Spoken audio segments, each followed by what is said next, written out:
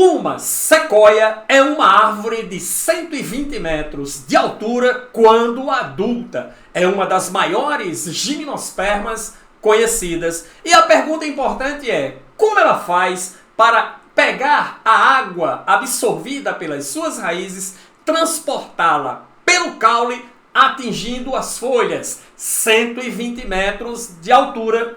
Eu sou o professor Billy Paul, do canal de Ciências Biológicas e Autodesenvolvimento. E após a vinheta, estudo da condução da seiva bruta vegetal, especialmente para você. Vamos lá?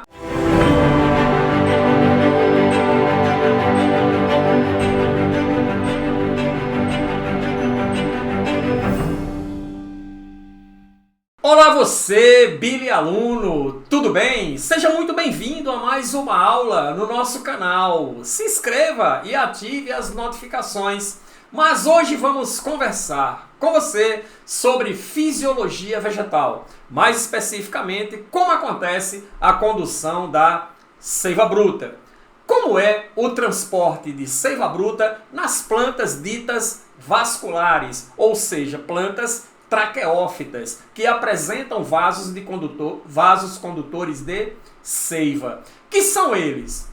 O xilema ou lenho, que é responsável pela condução de seiva bruta, conduz água e sais minerais das raízes até as folhas. Então o fluxo dessa seiva por esse vaso condutor é ascendente, ou seja, de baixo para cima.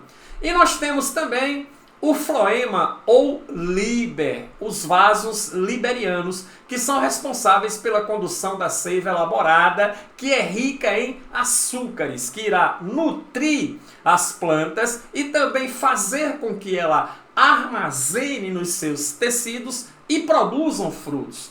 Já esses vasos liberianos, eles são descendentes. Eles conduzem essa seiva elaborada das folhas até as partes que não são fotossintetizantes, como caule e raízes.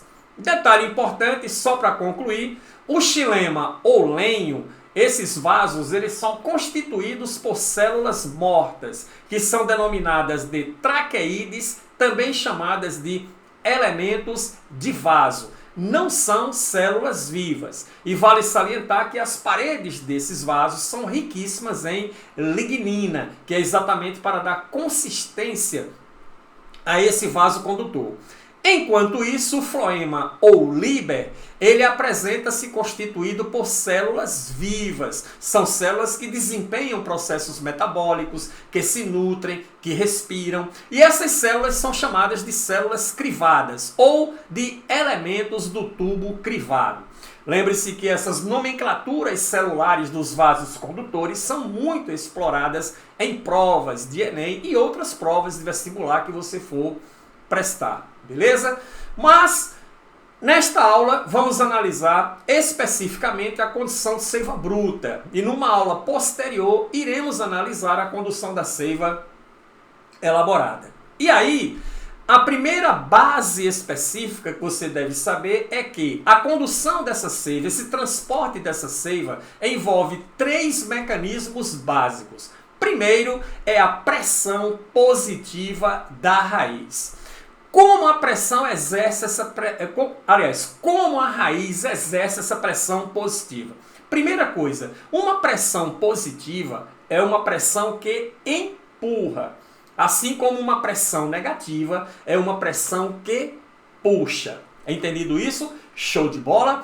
E aí, o que essa raiz ela faz? Ela aumenta a sua tonicidade. Ela produz uma alta tonicidade, realizando transporte ativo de sais minerais com gasto de energia para a região medular da raiz. Professor, por que isso? Olha só, aqui nós temos uma raiz em corte para você entender. Temos aqui a região do córtex da raiz, temos aqui a epiderme que reveste externamente todo esse sistema radicular e temos aqui a região central, onde podemos localizar aqui esse feixe de vasos que corresponde ao xilema, os vasos condutores de seiva bruta, e esse feixe de vasos aqui representando o floema, ou o sistema de condução, os vasos de condução de seiva elaborada, beleza? Ora, se a planta, se a raiz hipertonizar essa região aqui central, deixá-la rica em sais minerais, tornar as células desses tecidos hipertônicas, cheias de sais, o que faz a água? A água se movimenta por osmose. Ela se desloca do meio de menor concentração em soluto para o meio de maior concentração em soluto. O que nós queremos dizer com isso? Os sais primeiro, a água depois, ok? Então, no momento em que essa região da raiz, as células bombeiam ativamente sais minerais para o seu interior, gera uma diferença de tonicidade entre essa raiz, a zona pilífera da raiz, e o solo, onde a planta está cultivada. E aí, por osmose, de onde a água estiver no ambiente, ela corre para o interior da raiz, porque o negócio da água é diluir. O negócio da água é sempre diluir. Então ela sempre vai se movimentar por osmose do ambiente hipotônico para o ambiente hipertônico. Isso gera uma pressão positiva que irá empurrar essa água para o sistema radicular xilemático, ok? Para que essa seiva possa ser conduzida através desses vasos condutores, certinho? A outra questão relacionada, ou o segundo fator, olha lá, continuação, é a capilaridade. A capilaridade é a propriedade da água de subir, de trafegar pelo interior de tubos, formando uma coluna de líquido no interior desses tubos. Isso deve-se a duas propriedades importantes da molécula d'água, que é a coesão e a adesão.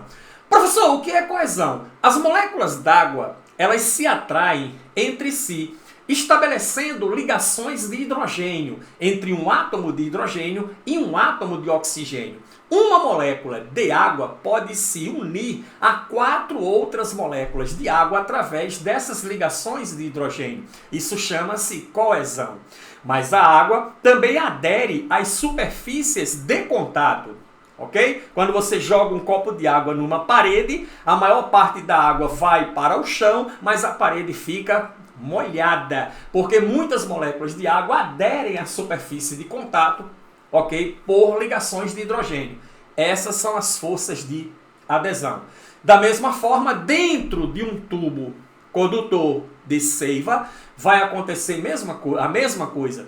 Você vai ter moléculas de águas ligadas entre si por coesão e aderidas à parede do tubo por adesão. Isso vai gerar a capilaridade. Olha só, você pega um copo com líquido, pode ser refrigerante, pode ser água, pode ser o que for, e coloca um tubo dentro desse recipiente. Olha só. Ok? Nós temos aqui 3 tubos que foram colocados dentro desse recipiente com água. E aí você observa que quando você coloca o tubo dentro da massa líquida, a pressão embaixo do tubo faz com que a água penetre por dentro deste tubo. Mas, observe, forma-se então uma coluna de líquido que será tanto quanto maior a coluna de líquido, quanto mais estreito for esse tubo. Entendido? Essa propriedade chama-se então de capilaridade. Beleza? Esse é o segundo fator que faz com que a água trafegue por dentro dos vasos condutores. Primeiro, pressão positiva da raiz. Segundo, capilaridade. Um vaso condutor de seiva, ele é extremamente fino, o que faz com que seja formada uma grande coluna de líquido no seu interior. Quanto, professor? Cerca de 1,5 metro. Essa coluna de líquido vai subir por dentro dos vasos, apenas pela pressão positiva da raiz e pela capilaridade. Isso é suficiente, ok, para abastecer uma planta de pequeno ou grande porte, como é o caso das pteridófitas, que são as primeiras traqueófitas. Uma samambaia não é uma planta muito grande, uma avenca não é uma planta muito grande, ok? Então, somente a pressão positiva e a capilaridade é suficiente para impulsionar a coluna de líquido por dentro dos vasos xilemáticos dessas plantas, fazendo com que a água chegue até as folhas. Mas, numa planta de grande porte, como o exemplo que eu citei da sequoia na abertura deste vídeo, somente a pressão positiva da raiz e a capilaridade não são suficientes. E aí, estudo vai, estudo vem, estudo vai, estudo vem, apareceu um cara chamado Dickson. Então estamos agora entrando na teoria de Dickson. Dickson concluiu que o que acontece é o que ele chama de teoria da coesão-tensão, que se baseia na transpiração estomática. Aqui nós temos o esquema do estômago, olha só o esquema do estômago. O estômago tem essas duas células aqui, ó, que são chamadas de células guarda, entendido ou não? Então, mediante a entrada ou saída de água dessas células guarda, o estômago fecha ou abre. E aí ocorre o quê? A transpiração estomática. Então, olha só. Aqui em volta nós temos a epiderme da folha. Inserido na face, geralmente inferior da folha, você vai encontrar os estômatos. Quando ele abre aqui, ó, essa abertura aqui chama-se ostíolo, que pode abrir ou fechar.